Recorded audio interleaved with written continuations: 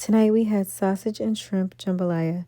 Starting off with my protein, I had some large frozen shrimp and some andouille sausage. Then for produce, I have garlic, an onion, a red and green bell pepper, some celery, green onion, parsley, and thyme. Now I'm just going to go ahead and wash all my veggies, and then I'm going to fill my sink with some water and put my shrimp in there to thaw. Then I went ahead and cut my green onions, separating them from the whites. Then I cut up my parsley, the thyme, and the celery tops. Then I set those aside, and I got my chopper out, and I cut the celery, onions, and the bell peppers. And I'm going to set those in a bowl, and I'm going to get my other chopper to cut up my garlic.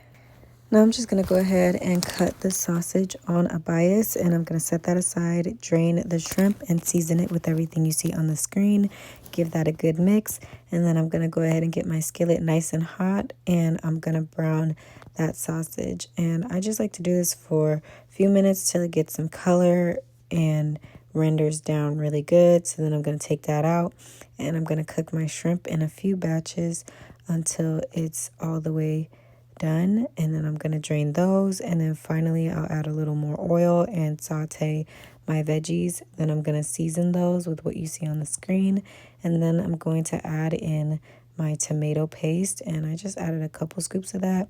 Stir that around and cook that for just a few minutes, and then I'm going to add in some washed basmati rice and stir that around. Then I'm going to add my water in and season it with everything you see on the screen. Stir that around, and then finally I'll add in those celery tops, parsley, and thyme, and then stir that around.